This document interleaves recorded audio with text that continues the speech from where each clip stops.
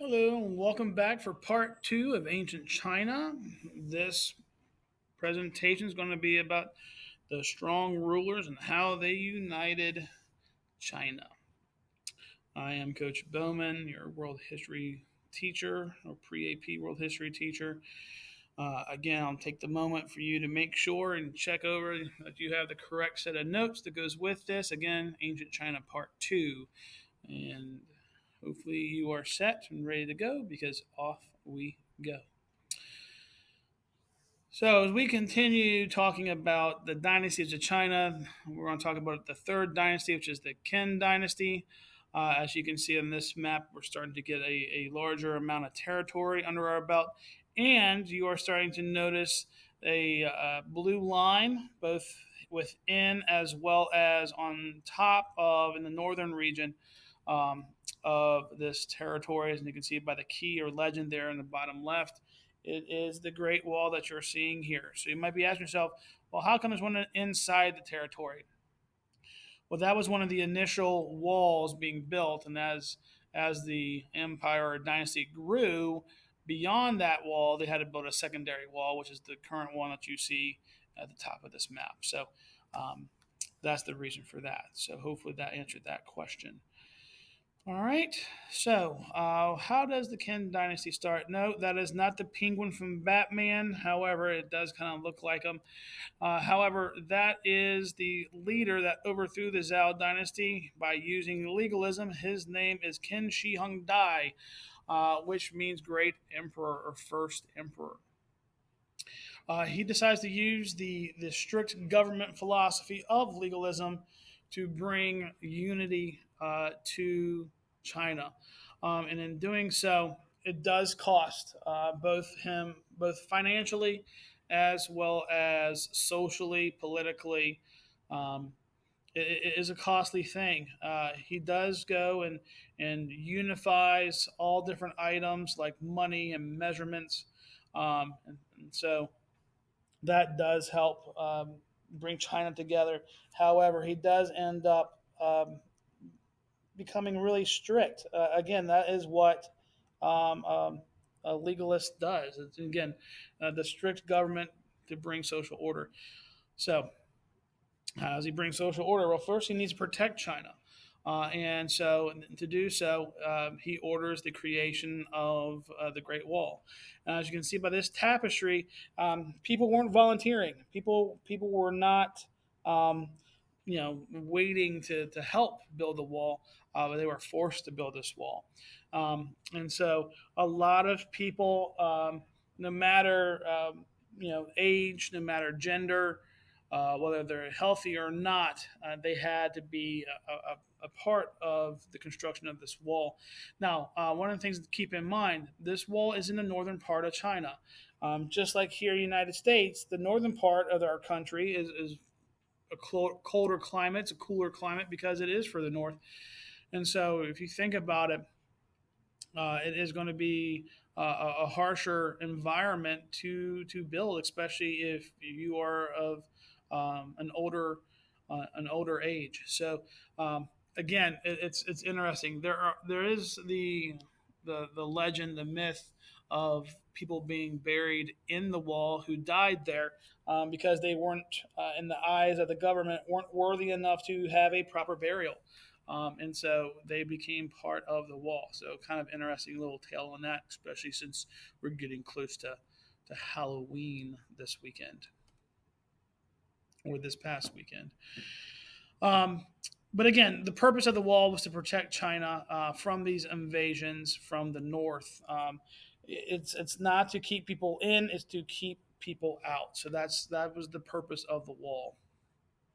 And here's some images, and you can kind of see the landscape that was called topography of where this wall was built. You can kind of see it's kind of like a backbone, and it goes all the way. You can kind of see it still back in the clouds or the mist as you go further and further away. There's another good one here, and you can actually see some snow. That kind of tells you how cold it is. And again, you can see it tracking. You can even see it way over there. So it's definitely something that's kind of fascinating. Some say it is the one thing that's man-made that you can see from outer space. So never been to outer space, so can't verify that, but it's definitely an interesting fact about the Great Wall. Another thing about the Qin dynasty that Qin Shi Huang Dai decided to do is build a tomb for himself. And in doing so, he established a plethora of artists to come in to build and create statues, what's known as the terracotta soldiers. The History Club was lucky enough to see this exhibit as it came to Richmond a few years ago. Very fascinating. Each soldier is done individually. It is not a mold that you make multiple from. You can see by this image here that the armor is very different patterns. The hair, if you can look at the images of these statues and comparing these statues, the hair is different. The faces are different. Some have facial hair, some do not. There are soldiers that are archers. There are soldiers that are infantry. There are soldiers that are cavalry. It's a huge, massive temple. And the purpose of these soldiers was to protect the emperor in the afterlife. So again, it's one of those. It's kind of a tie-in to ancient Egypt and this tie-in with the afterlife. So it's kind of fascinating there. Um, but unfortunately for the Qin dynasty, the dynasty necessarily didn't last very long. Uh, you see this happen, as I mentioned, with the Mauryan dynasty after Asoka and his harsh rule. Likewise, after Qin Shi Huang died, his harsh rule, uh, the predecessor that came after him didn't really what's the best way to put it uh, like didn't fill the shoes well. Put it that way. Um, did not uh, did not match Qin Shi Huang Dai and was able to be overthrown.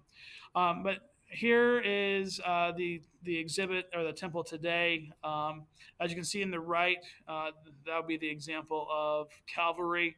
You notice that these statues are supposed to be holding something, whether it was the reins for the horses behind them or spears that have rotted away over time. Who knows? But you can see here we're looking kind of like almost like a football field. It looks like with a dome type of a structure to protect the statues. Um, you probably do see the fact that there are some statues whose heads are missing.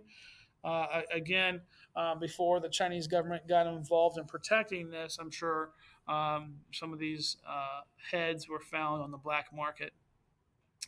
But anyway, very, very fascinating treasure for ancient China.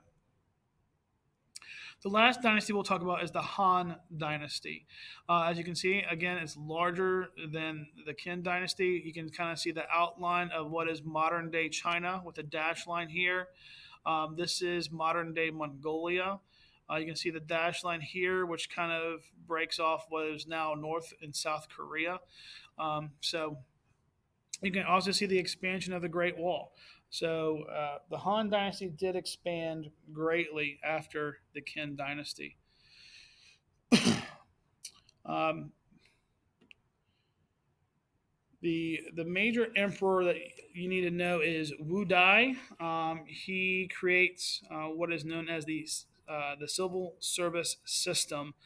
One of the things that he kind of picked up on after studying the history of Qin Shi Huang Dai and how cruel he was that the people of China needed a sense of hope, needed a sense of trust in the government. And in doing so, he was willing to offer um, the people of China a government job, and that's what the civil service system is. It's jobs that support the government, tax collector. You can say teachers are part of the civil service system. Um, if you are um, working for the post office or any type of form of the federal government, you are a civil servant. And so um, the benefit is that anybody could apply and take a test. However, not everybody was educated enough to pass this test, and that was kind of the secret that Wu Dai had in regards to the civil service system. Eventually, the Han Dynasty will fall into a civil war and eventually would dissolve into individual kingdoms. So, the civil service system is an important part of the Han Dynasty.